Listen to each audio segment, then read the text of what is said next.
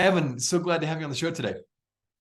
Thanks for having me. It's really great to be here. It's a dreary, sort of the whole state of Texas is seeing this northeastern looking weather. So it's nice to be doing something enjoyable today. I'm glad to hear that. Excellent. Well, I really am excited to talk about the topic of leadership today with the backdrop of your book. You recently wrote a book entitled The Nonprofiteer's Fundraising Field Guide. A very intriguing book title. Maybe we'll get into that in a bit. Now, throughout this book, though, you really focus on what effective leadership looks like, and you focus on servant leadership. I don't know if this is the right way to put it, but maybe it's an old-fashioned way of looking at leadership, but I love it. I resonate with the term servant leadership. And I thought I would start today with a quote you include in your book that really resonated with me. And that quote was from John Burkhart and Larry Spears, who said this, inspired by Greenleaf, I believe. True leadership emerges from those whose primary motivation is a deep desire to help others. Now, I couldn't agree more with this sentiment, but why did this quote have such an impact on you for you to include it in your book? There are in the lore of servant leadership, there are a lot of quotes that and phrases and sayings and speeches that sort of follow that sentiment. And I would say that I'm not unique in having the experience of having um, this type of idea modeled for me in my upbringing. We lived in a house, not a tiny house, but not a big house, growing up about 10 people. We had both sets of grandparents, my parents, my brother, a couple uncles, one of my father's friends when he was going through some hard times. And so this idea of helping others and being of service were kind of baked into who I was and who my family was and is very young. And I proudly have taken that with me through my formative years. And it's probably no surprise that I landed then in the social impact nonprofit sector for this very reason. Um, and by the time I arrived at learning about servant leadership formally, it really just made a bunch of sense to me. It's like all the things that I believed in, all the things that I saw modeled for me through my parents and my family. It was probably about 10 years or so ago, came to some work. You mentioned Larry Spears, he was one of my professors in grad school at Gonzaga University, has stayed. He and I just exchanged letters because I have an old spirit and we do that kind of thing. He was a co-author for a book and a co-editor for a book called Fortuitous Encounters, and that book probably came out about 10 or 13 years ago, or 10 or 11 years ago, and it did these little vignettes of servant leadership, maybe like 3 to 4 pages, so like perfect for this generation, if you want sort of like the TikTok version of a leadership book. That's right. And all these great little stories about, one of the authors was in a cab ride and really led a servant leader conversation with the cab driver. One of the other authors was at a dinner. I forget how they got on the topic of carpet, but at a dinner with Coretta Scott King, MLK Jr.'s wife, and they were talking about carpet and how the Kings decided not to have carpet because the people that they chose to lead were poor and they could not afford carpet. And this notion of leadership is not what you get by being a leader, but what you give up by being a leader. And so all of this sort of wove together for me in this understanding that servant leadership was hella cool.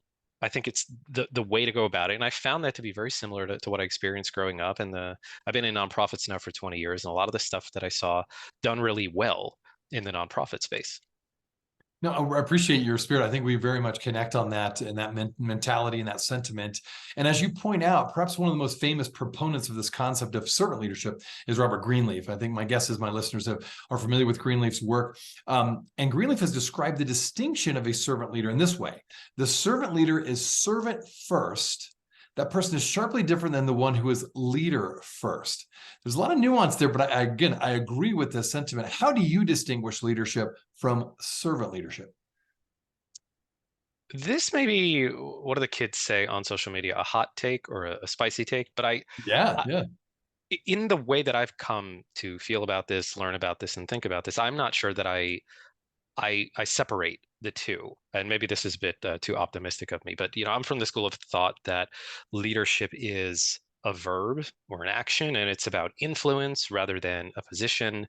And that notion of being of service is very action oriented, and it does more to raise the whole, any group of people than any individual part. And I find servant leadership somewhat ties, or at least tries to codify what it means to be of service. And if you were to compare servant leadership to a lot of the other types, like where is it?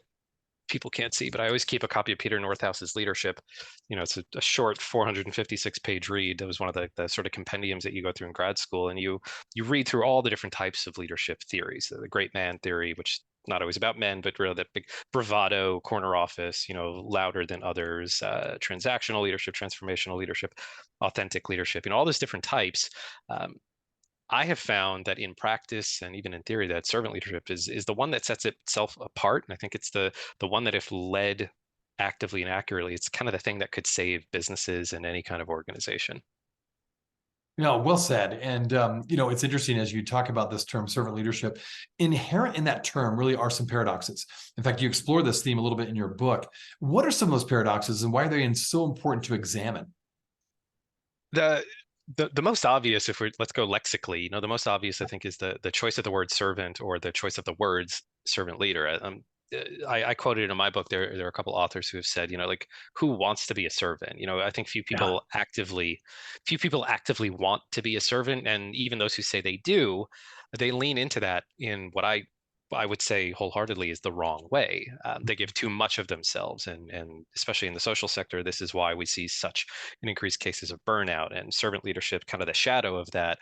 I wrote a not short piece in the International Journal of Servant Leadership, because of course there's a scholarship journal for everything.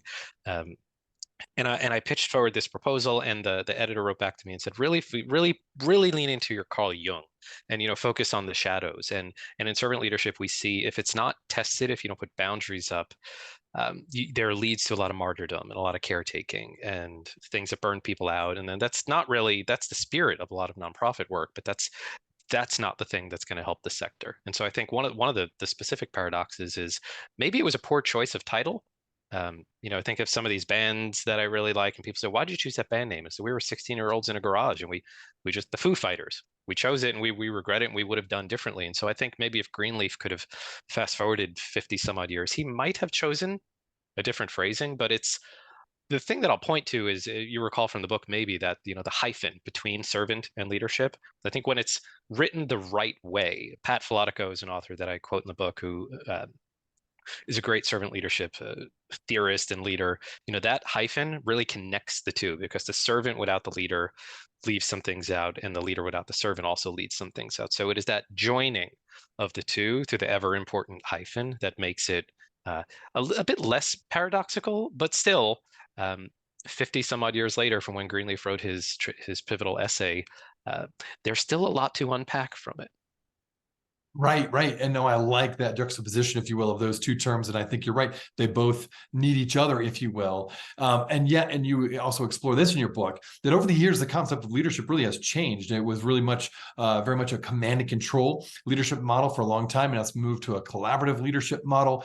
But along the way, it does seem like the concept of servant leadership has been slow to be embraced. And we kind of touched on it a little bit earlier. But why is it? You mentioned no one wants to be a servant, but maybe beyond that, why is it such a concept that where it's hard, or just we don't see it very often, I guess, particularly when it comes to leaders that we look up to, leaders that we honor? Servant leadership is not always the number one trait of that person. Why is that?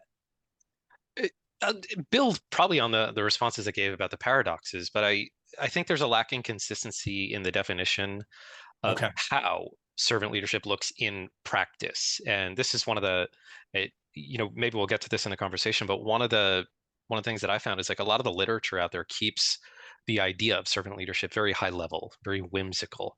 It allows for a lot of great conversations, but at times it prevents gravity on the conversation of what servant leadership is. And in the absence of that gravity, it's hard to tangibly move something like this along. And that was the goal. I want to talk more about the stuff and maybe a little bit less about the book, but that was one of my goals in the book, is to put some practical, practicable, tested actions to an otherwise wonderful yet very heady concept and philosophy. Well, okay, so if you were to change the term, and if you were to tell Robert Greenleaf, hey, I've got a different term, what term would you change servant leadership to? Good question. I'm a very poor marketer. Was that right? Okay. I think if we had what is that thing with technology, like symbiosis or something, if we could sort of beam our thoughts into one another's heads, people would intrinsically get what servant leadership is. But I think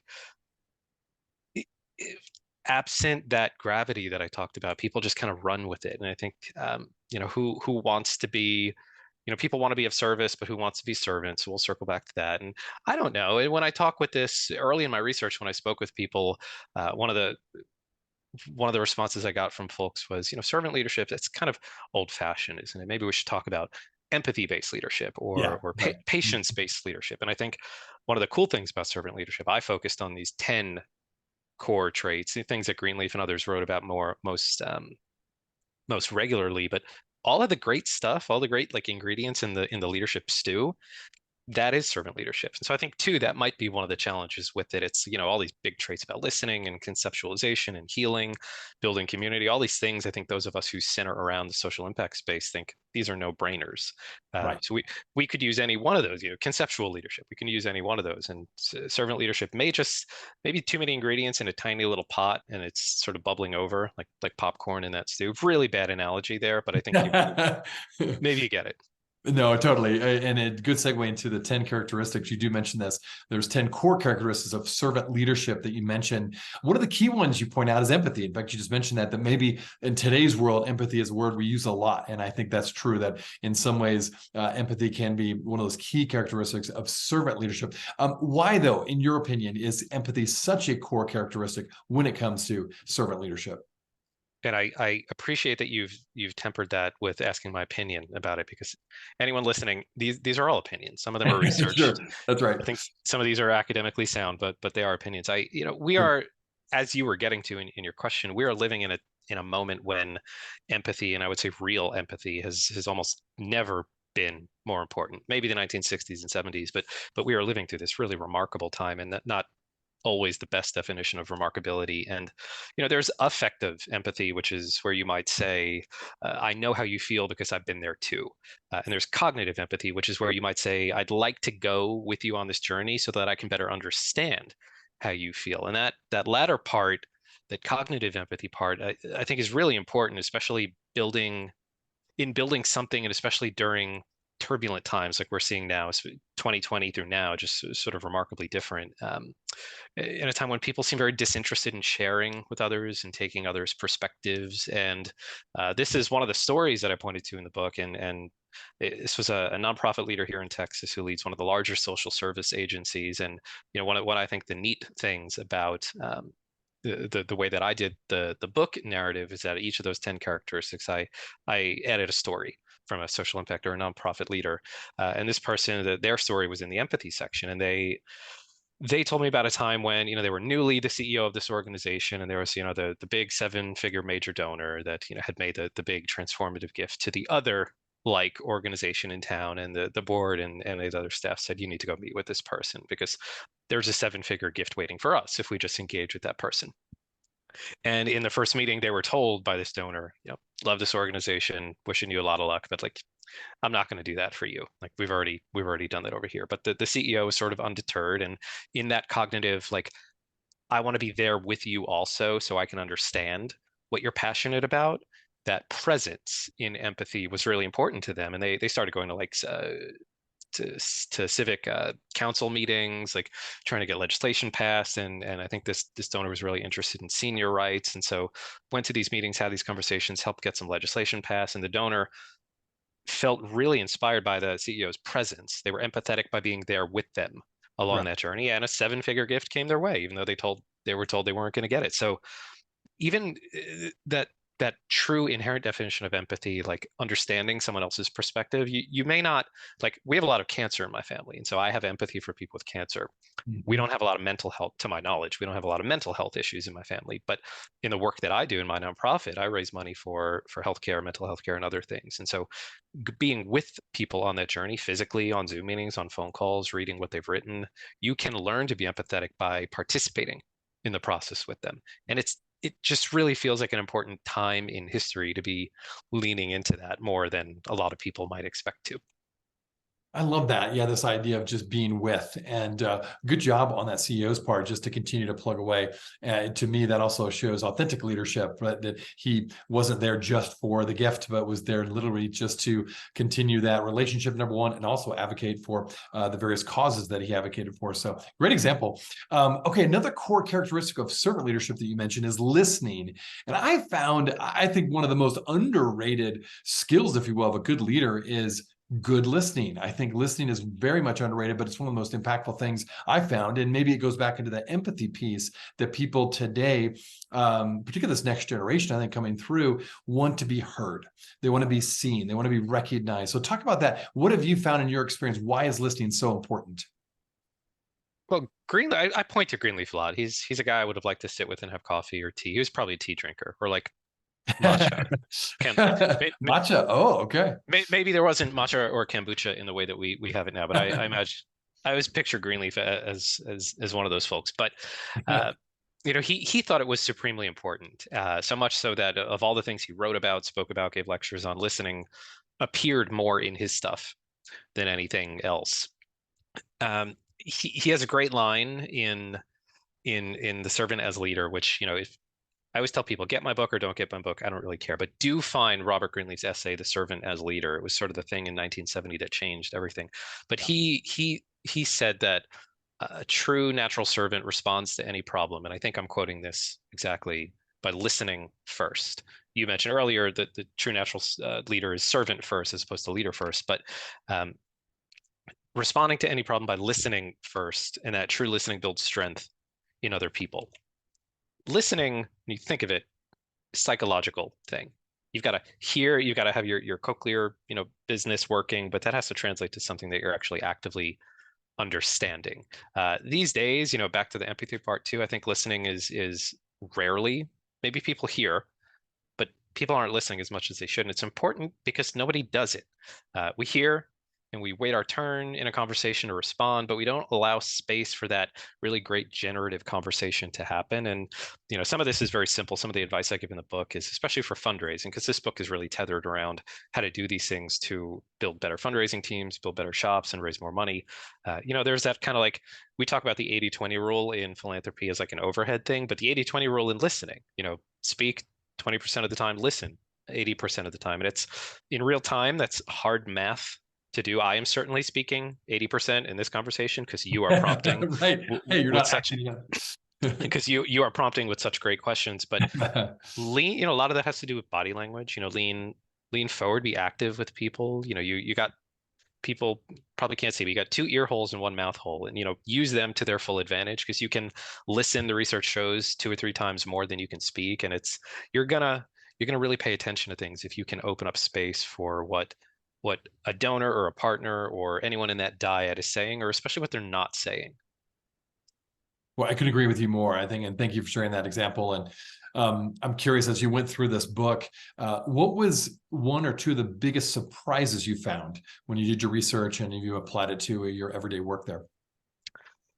I continue to be surprised now, as I was back when I started all this, by how few people have taken the sort of practical approach that I've at least tried to do. And in the early research for the book, I would say disappointed, maybe too harsh, but I was disappointed but not surprised by how many people believed servant leadership was all about putting other people first, full stop, very little or no consideration for the self. And Yeah. I don't believe that's actually what Greenleaf intended. And he wrote a lot about this when he mused on another servant leader characteristic of healing.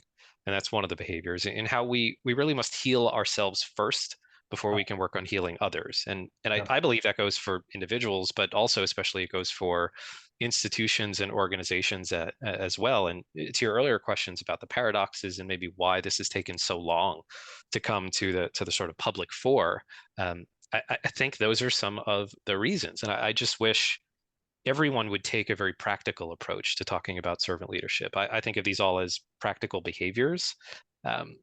We talk about listening. How do you actively listen? We talked about persuasion and healing. How do you actively persuade and actively heal in a way that is genuine? And if we could pull it down from that 30,000 foot level, I think more people let's call it what it is. There are a lot of people in modern leadership lore who are taking servant leadership characteristics and kind of spinning it in their own way. I won't name any of the authors that have. They may be some of the books that you and I both have on our bookshelves, but it's true, tried, tested servant leadership, but we're calling it something else. And so maybe it's just servant leadership would have benefited from 2020's marketing There you or go. something. That's right. You need a marketing campaign, a rebrand of the term. Yep. Got it. Well, okay, here's what I find very interesting when I saw your book. It's entitled Nonprofit Fundraising Field Guide. And I kind of have a certain thing in my mind of what I think of a fundraising book. And I was very like, whoa, this is not about fundraising, initially anyway. So tell me more about your thought about why you labeled and entitled your book that way, when to me, the heart of this book is all about servant leadership, as we've been talking about. So talk to me about that, how you came up with that title. I had originally intended the book itself, which it's 90 pages. It's tiny. I had originally intended for it to be. You're familiar with Rick Steves' little travel books, Oh, like sure. the little pocket books. Sure. The publisher I worked with said, "Please don't do that because it's actually very difficult to keep a book that small open." And it's like if you really, and so if you like physically, if you really want this book to be used by people, you want to have it a little bit bigger. But I thought in the field guide mentality, because again, there's very little practical stuff out there on servant leadership. And so I even wrote it in a way where once you get past the first few pages and you want to get to these traits, if you want to read about listening, pages X through X. You want to learn about empathy, you go X through X. And so it was written to be relatively thorough, but in only 90 pages. And that's 90 pages, including the cover, tail end, and all the blank pages in between. Like you could read it. You and I are friendly with John and Becky at We Are for Good. Yeah. Becky said she read it on a flight, a 2 or 3 hour flight. You can get through it really quickly. And that was a lot of the stuff that's out there. A lot like this leadership book I pointed to before, it's 400 pages. A lot of the books I have downstairs on servant leadership are 200, 300, 400 pages because there is so much to be said about it. But that field guide mentality of taking it into something that's practical, and you could read it and walk away with saying, "There's 3 things I hadn't thought to try. I'm going to go try those tomorrow." Right. That was my real goal, that you wouldn't have to pontificate with the management team and write a case study. You could just like say, "I'm going to go, oh, he mentioned this technology that I could go test today and it's free. Let me go do that." Yeah. That's good. Well said. And I like that. I think that's really, I very much resonate with that. I think about this podcast and you, of course, are involved in other podcasts that, there is something to be said about, I need something practical. I think most nonprofit leaders need something they can put into practice today or tomorrow, right? With their team. They don't necessarily need more theory. They need more practicality. And so I do like that approach. Tell me more about the fundraising aspect of it.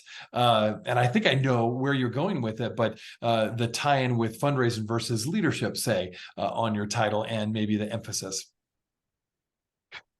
So the big question, like, what kind of book is it? It is exactly. For, I think, anyone who is interested, and this is the thing, whether you're an operations person, founder, CEO, major gift officer, I believe fundraising is one of the few tethers across an organization. And my staunch definition of the culture of philanthropy, which I've seen defined a million different ways, is when people whose job description does not focus on fundraising, when those people can be brought to think about philanthropy in the work that they do. And that how they're meeting with a program partner or a media personality or something like that could translate to someone being so inspired by the work that they part with their hard-earned dollars. And so I would say it's a leadership book. You're making me think about this upside down now. It's a leadership book through the lens, if I put my glasses on, of servant leadership in a way that, if enacted, results in philanthropy. Right. That couldn't be the title, because that would have been 7 pages in and of itself. You could try that. No one would buy it, maybe, but but that's so I suppose like the tail end of the book is it's a leadership book that frames things through servant leadership, and if done well, it will result in money and teams that are better functioning and know how to work more cohesively together. So that's maybe I should have done that from the start. Okay, next, could you do that for your next book? So when I update this one in 10 years. There you go. You can update it. Exactly. No. I think you're absolutely right on that. I think I have found that people give to authenticity. I think people give when you do listen.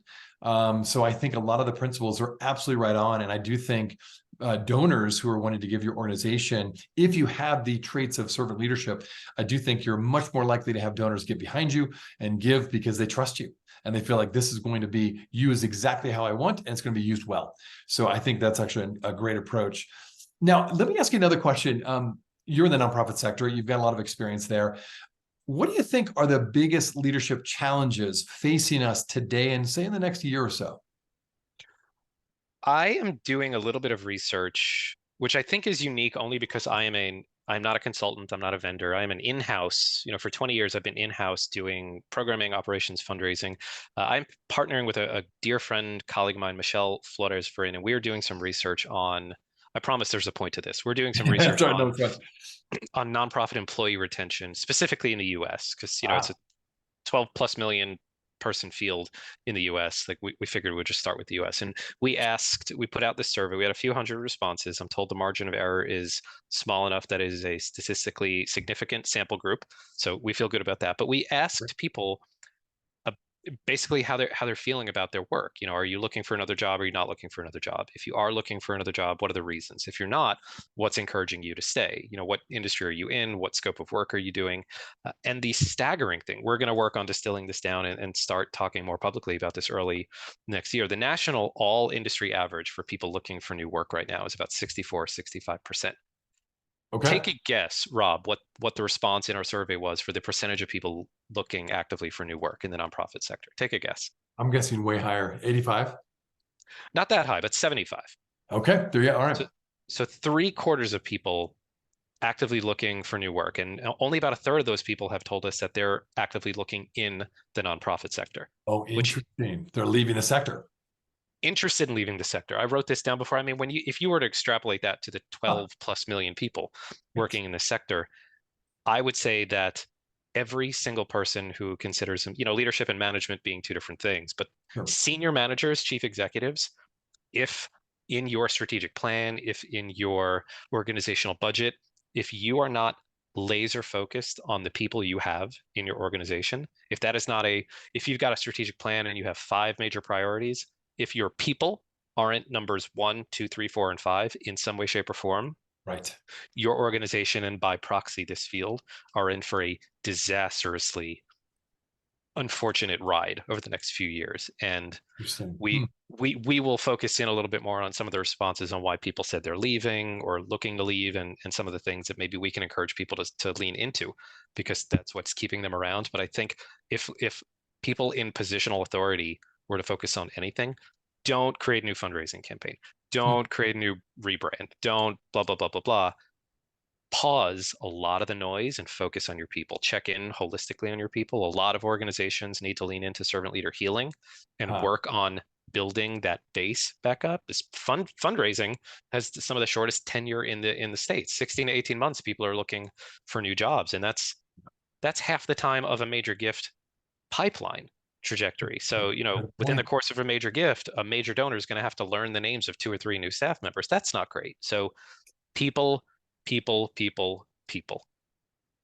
Wow, boy, that is great wisdom there, Evan. I really appreciate you saying that. I could not agree more with that. And I think it's even more heightened since COVID. I feel like all the studies have shown that, yeah, one of the reasons what I've heard and I've had people on my show talk about is that's exactly right. They don't feel heard, they don't feel cared for, or they don't feel like there's a way for them to grow personally. They don't want to be a cog in a wheel and something bigger where there's just no opportunity for them to be known who they are and to bring their whole self to work. So I love that emphasis. And so as I think about your book then, and for my listeners, if they're going to read it and pick it up, what is 1 or 2 key ideas you want everyone to take away from this book? That's the $1,001 question, Yeah. I think. Gosh, I find when I really sit and I go back and I read The Servant as Leader often. Greenleaf was inspired by Herman Hesse's Journey to the East. I go back and I read that book often.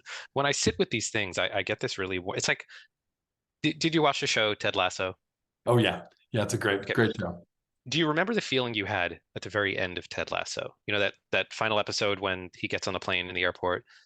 I can't, there's probably a word in German to describe that feeling, but that's how I feel.